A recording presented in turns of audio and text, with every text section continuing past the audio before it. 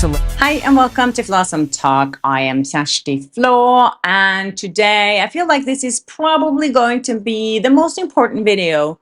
The ongoing legal and personal drama between Justin Baldoni, Blake Lively, Ryan Reynolds, and the surrounding circle, including pop star Taylor Swift, has reached a boiling point with bombshell revelations that have stunned both fans and insiders alike. Baldoni has officially withdrawn his subpoena for Taylor Swift, a decision that Blake Lively's team celebrated with a public statement. They expressed relief and claimed satisfaction that their friend and this megastar was no longer being dragged into this tangled legal web. However, Baldoni's team, represented by Bryan Freedman, asserts a much different narrative, stating that Taylor's response to the subpoena provided them with precisely the information they needed to move forward. In fact, her response allegedly contradicted key claims made by Lively, thereby revealing apparent falsehoods that could significantly impact the case. According to sources, Taylor's statement effectively confirmed she had no involvement with the controversial project at the heart of the dispute, highlighting how Lively may have lied about several critical points. What's more, documented evidence reportedly confirms that Lively's legal team threatened to leak private text messages from Taylor Swift,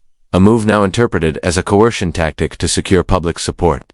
These revelations have not only shed new light on the lawsuit but also fractured what appeared to be one of Hollywood's most iconic friendships. Taylor and Blake once epitomized the concept of a golden celebrity bond, complete with festive New Year's Eve selfies, heartwarming Instagram shoutouts, and even lyrical references to Blake's children and Taylor's music.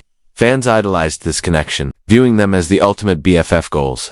However, behind the curated Instagram posts and public red carpet appearances, insiders claim that tension had been brewing for years. According to Bryan Freedman and others close to the situation, Taylor's disassociation from Blake wasn't sudden.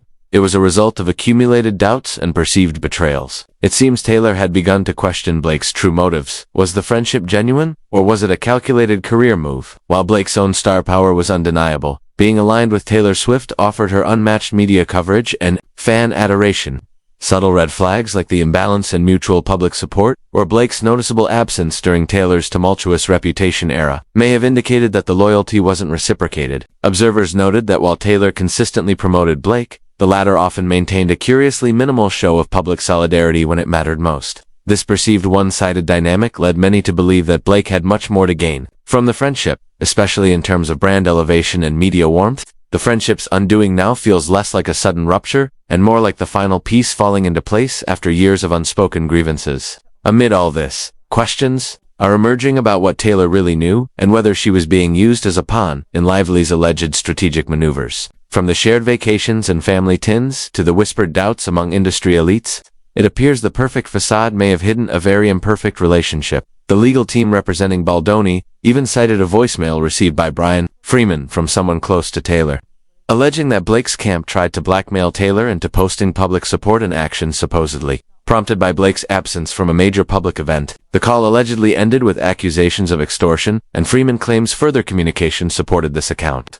All of this casts doubt on the sincerity of Lively's past moves, from promoting Taylor to inviting her into her personal life as the scandal unfolds. The court of public opinion continues to sway, particularly now that Taylor's name has been seemingly cleared of direct involvement. The evidence shared with Baldoni's team appears to have exonerated Swift while simultaneously implicating Lively in deceitful behavior. Fans and followers are now reevaluating all those cherished public moments, the beach photos, dinner dates, award show hugs, wondering how much of it was real and how much was simply good PR. In retrospect, even Taylor's choice to feature Blake's children's names in her songs could be viewed differently, as a generous gesture that was possibly exploited for brand building. Furthermore, as details from the Freedman affidavit surface, they point to a much more calculated and manipulative dynamic than fans had ever imagined. Blake allegedly asked Taylor to delete text messages, and her legal team allegedly threatened to leak decade-long private conversations if Swift didn't comply with their public relations demands.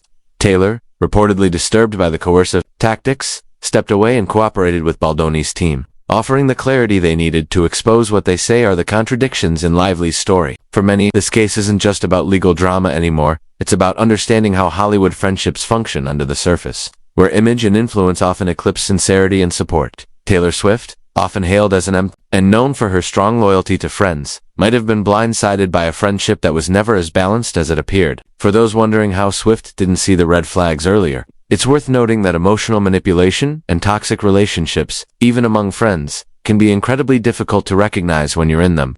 Narcissistic dynamics don't just occur in romantic relationships. they manifest in friendships too, and the power imbalance can keep someone in a relationship that's quietly eroding their peace. In the end, the once-envied friendship between Blake and Taylor may have served as a Hollywood mirage, an idealized image masking layers of tension, control, and opportunism. As legal filings continue to surface and public statements are scrutinized for deeper meaning, one thing becomes clear: behind every glamorous Instagram post lies a reality that may be far less polished.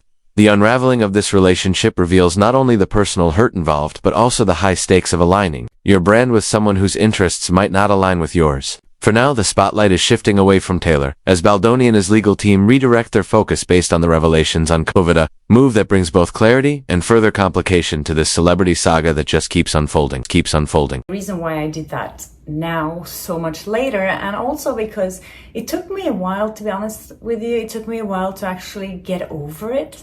In the dazzling world of celebrity friendships, where smiles are curated for cameras and handshakes are often as strategic as they are sincere, the long-standing bond between Taylor Swift and Blake Lively may have quietly begun to fracture under the surface of one very public night, the Met Gala. Known as a celebration of fashion and fame, the gala is also a pressure cooker, where alliances are put on display but also tested. For Taylor and Blake, what appeared to be a glittering night of unity might have marked the beginning of the end. Whispers quickly followed the event, suggesting that things were not as harmonious as they seemed. A seemingly minor private exchange overheard by someone close enough to recognize the nuances was the spark. Blake had reportedly made a comment, subtle but dismissive, that hit Taylor the wrong way. It wasn't dramatic or overtly cruel, just cool and offhanded enough to stick in Taylor's memory. For someone as emotionally attuned as Swift, that kind of remark doesn't fade quickly, it plants doubt.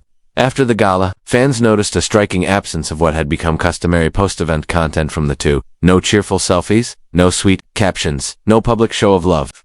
The silence screamed louder than a scandal. Typically, Taylor and Blake would bask in the glow of their shared moments, extending the evening's magic with intimate recaps and fan-pleasing posts. But this time, nothing. The digital void seemed intentional. Behind the scenes, insiders reported a shift in behavior between the two women. Taylor, usually the embodiment of poise and warmth, carried herself with grace, but an undercurrent of tension was said to be palpable. Blake, always known for her charm and energetic support of Taylor, appeared reservedist and even.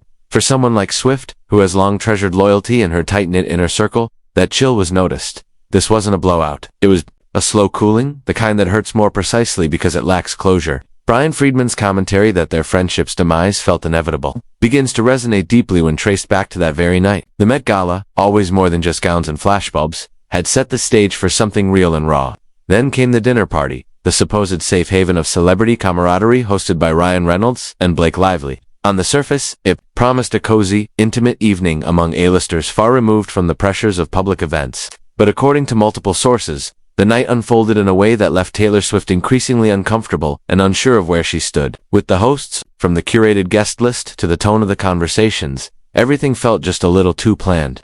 Ryan, always charming and witty, allegedly dominated discussions, steering them toward topics that favored him and Blake professionally. Taylor, known for her social intelligence and sensitivity, reportedly picked up on the shift almost immediately. She was no longer a friend at dinner, she was a prop at a networking event. Even subtle moments like Blake, referencing her children's connection to Taylor with an air of possessive confidency and performative rather than heartfelt, that night may have solidified Swift's growing suspicion. This relationship had morphed into something transactional. Not long after, the online clues became harder to ignore. The playful exchanges that had once filled fans with joy disappeared. The mutual support they once showed through likes, comments, and tributes faded away. Slowly but surely, the silence between them spoke louder than any tabloid headline ever could. And then, things took a darker turn.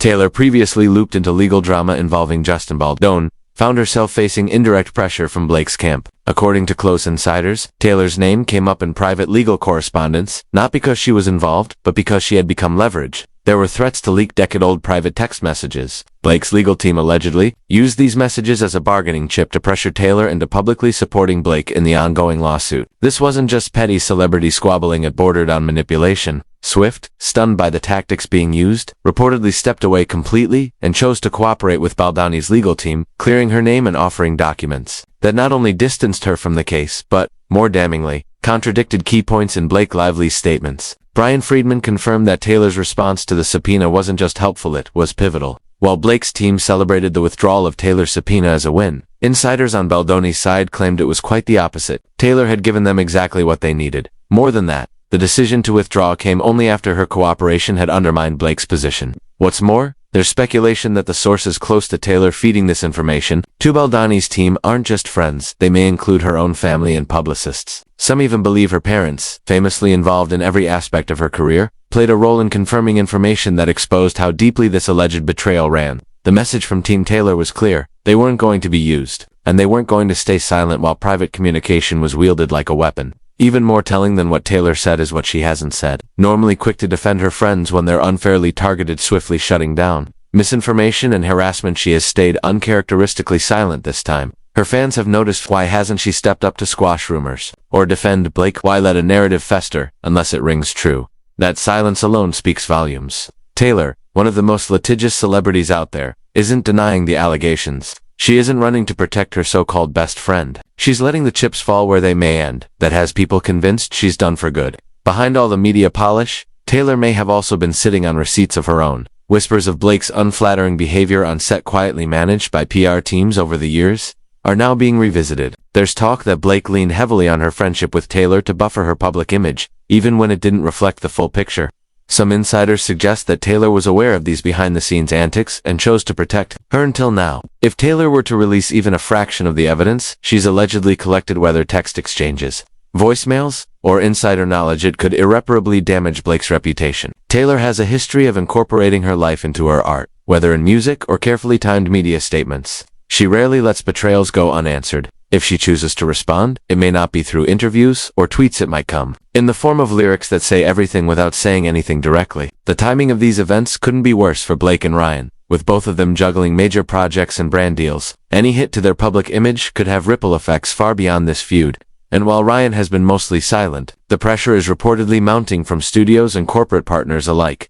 People want answers, and they want distance. Blake and Ryan have long been a golden couple in Hollywood, funny, relatable, seemingly but now, cracks are starting to show. Taylor, meanwhile, has stepped back from the chaos but not from the consequences. Her quiet distancing is calculated and deliberate, the mark of someone who's protecting their peace after realizing that loyalty can be a one-way street. The friendship that fans once admired for its sweetness and support now feels like a case study in how even the brightest connections can be dimmed by hidden agendas and unmet expectations. What was once girl power and glam has become ghosting and cold wars.